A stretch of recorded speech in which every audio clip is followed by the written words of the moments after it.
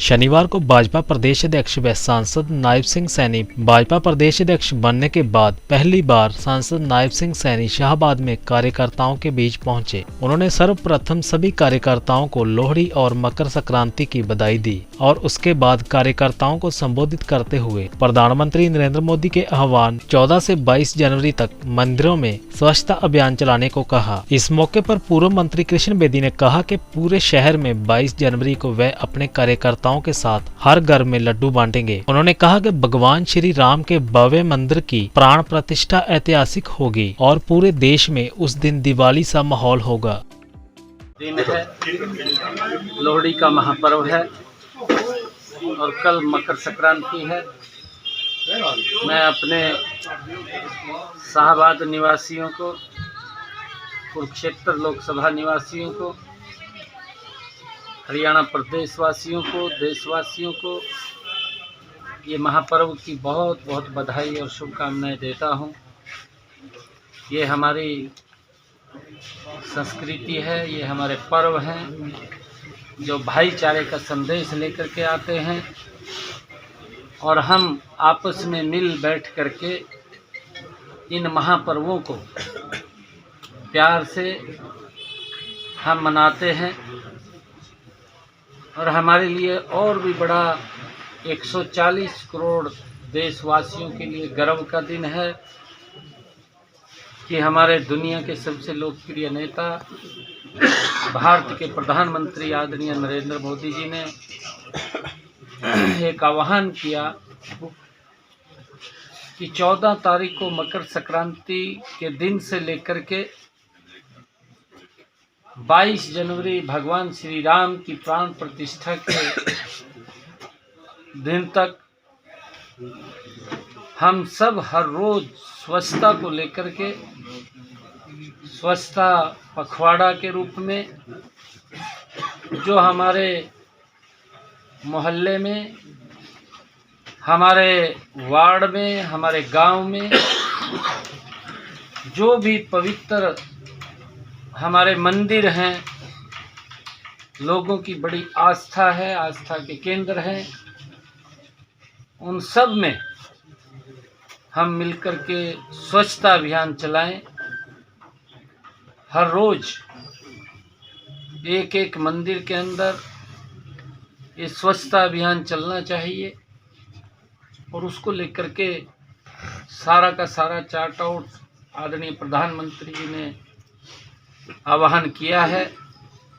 देश के लोगों को, पार्टी के लोगों को, और हमारे लिए गर्व की बात है कि 500 वर्षों के बाद भगवान श्री राम की प्राण प्रतिष्ठा वो हो रही है। देश के 140 करोड़ लोगों के लिए गर्व की बात है और भव्य तरीके से एक दीपावली के रूप में, क्योंकि भगवान श्री राम की प्राण प्रतिष्ठा वो जब 22 तारीख को हो रही है, हम सब अपने अपने घरों में एक दीपावली की तरह इस पर्व को मनाएं और दीप लगा करके भगवान श्री राम जो एक आस्था का देश की एक केंद्र है, हम उनको याद करें। ऐसी मैं अपील करता हूँ। ये भगवान श्री राम इतने वर्षों के बाद उनको आज प्राण प्रतिष्ठा 22 तारीख को हो रही है, हम सब के लिए बड़े गर्व की बात है। ये उत्तर प्रदेश सकता है। देखिए, क्योंकि ये अलग अलग राज्यों में अलग अलग उसके विषय हैं। वहाँ पर क्योंकि भगवान श्री राम की प्राण प्रतिष्ठा हो रही है अयोध्या में, पूरे देश में चाव है और पूरे देश के अंदर एक श्रद्धा का भाव है। मैं देख रहा हूँ कि लोग अपने आप, वो किसी से प्रेरित नहीं है, वो भगवान श्री राम की झांकियां लेकर के निकल रहे हैं। घर घर में लोग निमंत्रण देते हुए घूम रहे हैं। पीले चावल लेकर के वो निमंत्रण दे रहे हैं कि आप अपने घर के अंदर, अपने मंदिर के अंदर उस दिन हवन करें, यज्ञ करें। एक बड़ा माहौल, श्रद्धा का माहौल एक दिखाई दे रहा है। वो किसी, जो लोग इसमें अलग अलग प्रकार से लगे हुए हैं, वो किसी के कहने से नहीं, वो स्वयं प्रेरणा से इसके अंदर लगे हुए हैं। और हमारे लिए बड़ी खुशी की बात है, हमारे लिए श्रद्धा की बात है कि भगवान श्री राम की प्राण प्रतिष्ठा 22 जनवरी को हो रही है। देखिए, कांग्रेस पार्टी ने, अगर हम देखें, जब वो सत्ता के अंदर थे, भगवान श्री राम के मंदिर को लेकर के अगर किसी ने राजनीति की है, कांग्रेस पार्टी ने की है। कांग्रेस पार्टी ने देश के अंदर जातिवाद का इतना बड़ा जहर घोल दिया कि आज एक समाज भी दो मुहानों के ऊपर खड़ा कर दिया। और अगर हम देखें, यही वो कांग्रेस के लोग थे जो आज, जिन्होंने भगवान श्री राम के निमंत्रण पत्र को अस्वीकार किया। ये दुर्भाग्यपूर्ण है कांग्रेस के लिए। और मैं आपको बताना चाहता हूं कि ये वही कांग्रेस के चेहरे हैं, ये वही लोग हैं जिन्होंने सुप्रीम कोर्ट के अंदर एफिडेविट दे दिया कि राम सेतु तो है ही नहीं था, राम का अस्तित्व भी नहीं, राम का ना रामायण हुई है, ना राम का अस्तित्व था। ये राजनीति कौन कर रहा है? ये वही लोग तो हैं कांग्रेस के, जिनको पच नहीं पा रहा है। और इन्होंने मेरे ख्याल से 56 advocate chief justice of India के सामने खड़े कर दिए कि अगर भगवान श्री राम के मंदिर का फैसला आ गया तो देश के अंदर बड़ा भूचाल आ जाएगा, बड़ा खून खराबा होगा। इस प्रकार का उनके कांग्रेस समर्थित एडवोकेट सुप्रीम कोर्ट के अंदर गए। ये वही तो लोग हैं। परंतु ये कहा भी गया है कि ये दुर्भाग्यपूर्ण है, इनकी जिस प्रकार की सोच है उस प्रकार का इनको फल मिलता है। कहा भी है कि जो राम का नहीं वो किसी काम का नहीं। और अब तो इनको कोई साझेदारी में विपक्ष का नेता बनने का अवसर मिला है कांग्रेस को।